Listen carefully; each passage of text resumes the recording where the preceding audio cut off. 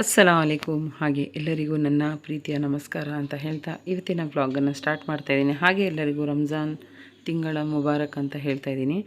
ಇಲ್ಲಿ ನಾನು ರಾತ್ರಿಯೇ ಇವತ್ತು ಅಡುಗೆ ಮಾಡ್ತಾಯಿದ್ದೀನಿ. ಅಂದರೆ ನಾಳೆ ಬೆಳಗ್ಗೆ ನಾವು ಉಪವಾಸ ಇಡೋದನ್ನು ಸ್ಟಾರ್ಟ್ ಮಾಡ್ತಾಯಿದ್ದೀವಿ.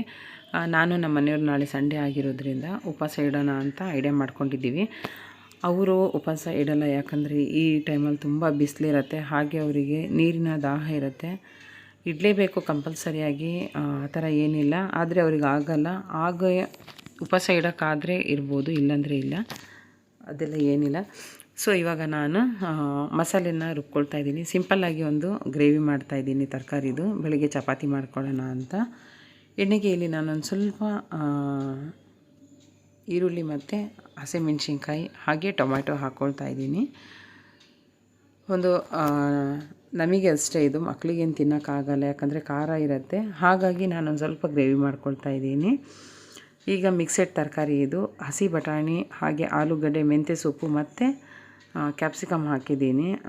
ತುಂಬ ಅಂದರೆ ತುಂಬ ಖಾರ ಆಗುತ್ತಿದು. ಸೊ ನಾನು ಇದು ಗಿಡ್ಡ ಮೆಣಸಿನ್ಕಾಯಿ ಬರುತ್ತಲ್ಲ, ಅದನ್ನು ಹಾಕಿರೋದು. ಆದುದರಿಂದ ಖಾರ ಇದೆ. ಸ್ವಲ್ಪನೇ ಖಾರದ ಪುಡಿನೂ ಹಾಕೋದು ನಾನು. ಸೊ ಇವಾಗ ಈ ಥರ ಮಿಕ್ಸೆಡ್ ನಾನು ತರಕಾರಿ ಎಲ್ಲ ಹಾಕಿದ್ದೀನಿ. ಇದಾದ ನಂತರ ಇಲ್ಲಿ ನೋಡಿ, ನೀವು ತರಿಯಾಗಿ ನಾನು ಮಸಾಲೆನ ರುಬ್ಬಿಟ್ಕೊಂಡಿದ್ದೀನಿ. ಈಗ ನೋಡ್ತಿರ್ಬೋದು, ನಾನು ಸ್ವಲ್ಪನೇ ಖಾರದ ಪುಡಿ ಹಾಕಿರೋದು. ಆದರೂ ಇದು ಸ್ವಲ್ಪ ಟೇಸ್ಟ್ ಮಾಡಿ ನೋಡಿದೆ, ಖಾರ ಆಗಿತ್ತು. ನೀರು ನಿಮಗೆ ಎಷ್ಟು ಬೇಕು ಅಷ್ಟು ಹಾಕ್ಕೊಳ್ಬೋದು. ಅಂದರೆ ನಾವು ಆಲೂಗಡ್ಡೆ ಹಾಕಿರ್ತೀವಲ್ಲ, ಆದ್ರಿಂದ ಬಟಾಣಿ ಮತ್ತು ಆಲೂಗಡ್ಡೆಗೆ ಸ್ವಲ್ಪ ನೀರು ಹಿಡಿಯುತ್ತೆ. ಈಗ ಪಲ್ಯ ಆಗಿದೆ, ನಾನು ಹೋಗಿ ಮಲ್ಕೊಂಡ್ಬಿಡ್ತೀನಿ. ಟೈಮ್ ಬಂದುಬಿಟ್ಟು ಇವಾಗ 4:10 ಅಂದರೆ 4 ಗಂಟೆ ಇವಾಗ. ಅದರಲ್ಲಿ ಒಂದು 10 ನಿಮಿಷ ಜಾಸ್ತಿ ಇಟ್ಟಿದ್ದೀನಿ ನಾನು.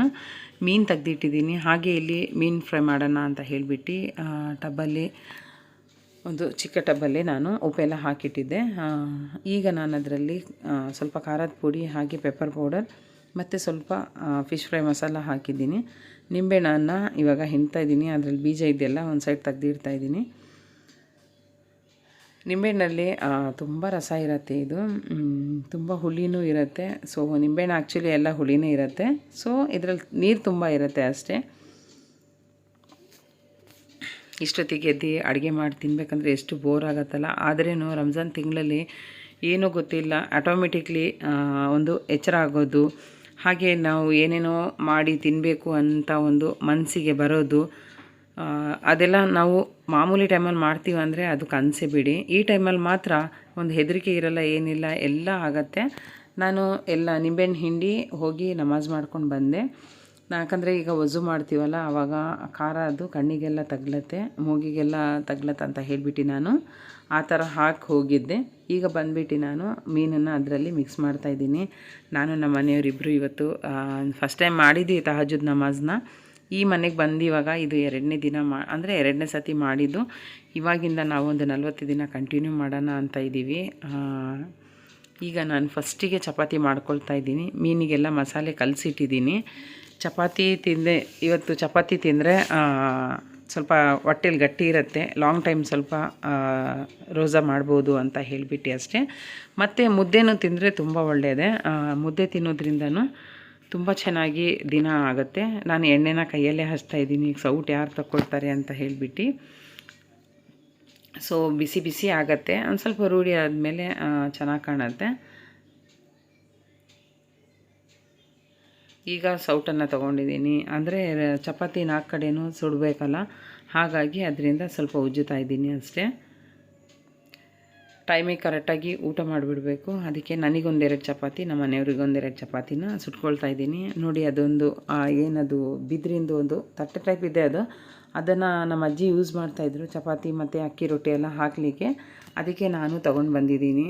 ನಮ್ಮ ಊರಲ್ಲಿ ಸಂತೆ ಆಗುತ್ತಲ್ಲ, ಅಲ್ಲಿ ಅಜ್ಜ ಇಟ್ಕೊಂಡಿರ್ತಾ ಅದನ್ನು 10 ರೂಪಾಯಿಗೆ 2 ಅಂತ ತಂದು 2 ಇಟ್ಕೊಂಡಿದ್ದೀನಿ ನಾನು. ಅದು ಒಂದು ಸತಿ ಅಫೀಫಾ ಇಸ್ಕೊಂಡು ಆಟ ಆಡ್ತಾಳೆ, ಮತ್ತು ಹಾಗೆ ಇನ್ನೊಂದು ಸತಿ ಆಮ್ನ ಇಟ್ಕೊಂಡು ಆಟ ಆಡ್ತಾಳೆ. ಇಬ್ಬರು ಆಟ ಆಡ್ತಾರೆ. ಸೊ ಆಡಲಿ ಅಂತ ಸುಮ್ಮನೆ ಹಾಕ್ತೀನಿ. ಈಗ ಚಪಾತಿ ಆಗಿದೆ. ನೆಕ್ಸ್ಟ್ ನಾನಿವಾಗ ಮೀನು ಫ್ರೈ ಮಾಡ್ತಾಯಿದ್ದೀನಿ. ಸೊ ಮೀನನ್ನು ನಾನು ಮಸಾಲೆ ಹಾಕಿಟ್ಟಿದ್ನಲ್ಲ, ಅದೇ ಇವಾಗ ಒಂದು ಸ್ವಲ್ಪ ಆಯಿಲ್ ಹಾಕಿ ಅದೇ ತವದ ಮೇಲೆ ನಾನು ಮೀನು ಫ್ರೈ ಮಾಡ್ತಾಯಿದ್ದೀನಿ. ಹಾಗೆ ಇನ್ನೊಂದು ನಾನು ಮಾತು ಹೇಳಬೇಕಂತ ಇದ್ದೀನಿ. ಸೊ ಬೇರೆಯವ್ರ ವೀಡಿಯೋಸ್ ಎಲ್ಲ ನೋಡ್ಕೊಂಬಿಟ್ಟು ನಾನು ಅದೇ ಥರ ಮಾಡ್ಕೊಳ್ಬೇಕು, ನಾನು ಇದೇ ಥರ ಮಾಡ್ಕೊಬೇಕಂತ ಸುಮ್ಮನೆ ದುಡ್ಡನ್ನು ವೇಸ್ಟ್ ಮಾಡ್ಕೋಬೇಡಿ. ನಿಮ್ಮ ಕೈಯಲ್ಲಿ ಆದಷ್ಟು ನೀವು ಇಫ್ತಾರಿ ಟೈಮಲ್ಲಿ ಅಂದರೆ ರೋಜಾ ಬಿಡೋ ಟೈಮಲ್ಲಿ ಏನಾಗುತ್ತೋ ನಿಮಗೆ ಅದೇ ಮಾಡ್ಕೊಂಡು ತಿನ್ನಿ. ಸೊ ಅವರು ವೀಡಿಯೋ ಮಾಡಲಿಕ್ಕೋಸ್ಕರ ಎಲ್ಲ ದುಡ್ಡೆಲ್ಲ ಖರ್ಚು ಮಾಡಿ ಅವರಿಗೆ ಇನ್ಕಮ್ ಬರುತ್ತೆ, ಹಾಗಾಗಿ ಅವ್ರು ಮಾಡ್ತಾರೆ. ನನಗಾಗಲಿ ನಿಮಗಾಗಲಿ ಯಾವುದೇ ಇನ್ಕಮ್ ಬರಲ್ಲ. ನಾನು ವೀಡಿಯೋ ಮಾಡಿ ನೆಕ್ಸ್ಟ್ ಏನಾದರೂ ನಾನು ಒಂದು ಸ್ವಲ್ಪ ಏನಾದರೂ ಇದರಿಂದ ಇನ್ಕಮ್ ಬರೋಕ್ಕೆ ಸ್ಟಾರ್ಟ್ ಮಾಡಿದರೆ ನಾನು ಖರ್ಚು ಮಾಡ್ತೀನಿ.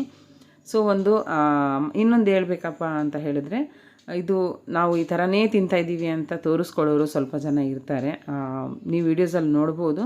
ಸೊ ಆ ಥರ ಎಲ್ಲ ಮಾಡೋಕ್ಕೆ ಹೋಗಬೇಡಿ. ಅವ್ರಿಗೂ ಅಷ್ಟೇ ಹೇಳ್ತಾ ಇರೋದು, ನಿಮಗೂ ಅಷ್ಟೇ ಸಹ ಹೇಳ್ತಾ ಇರೋದು. ಅವರು ಮಾಡೋಕ್ಕೆ ಕೆಲಸ ಇಲ್ಲ ಅಂತ ಹೇಳಿಬಿಟ್ಟು ಅದು ಇದು ಮಾಡ್ತಾರೆ. ನೀವು ಅಷ್ಟೇ ಸುಮ್ಮನೆ ದುಡ್ಡನ್ನು ವೇಸ್ಟ್ ಮಾಡ್ಕೋಬೇಡಿ. ಒಂದೊಂದು ಕಡೆ ನೋಡಿ ಐಟಮೇ ಸಿಗಲ್ಲ, ಅದು ಆದ್ರೂ ಎಷ್ಟು ಕಷ್ಟಪಟ್ಟು ಮಾಡ್ಕೊಂಡು ತಿಂತೀರಾ. ಆ ಥರ ತಲೆ ಕೆಡಿಸ್ಕೊಳ್ಳಿಕ್ಕೆ ಹೋಗಬೇಡಿ. ನಿಮ್ಮ ಕೈಯಲ್ಲಿ ಏನಾಗುತ್ತೋ ಅದನ್ನು ಉಪವಾಸ ಬಿಡೋ ಟೈಮಲ್ಲಿ ಮಾಡ್ಕೊಂಡು ತಿನ್ನಿ. ನೋಡಿ ನಾನು ಇವಾಗ ಇಷ್ಟೇ ಮಾಡ್ಕೊಳ್ತಾ ಇರೋದು. ಮೀನು ಬರುತ್ತೆ ಮನೆ ಹತ್ರ, ಮೀನು ಇಸ್ಕೊಂಡು ತಿಂದೆ.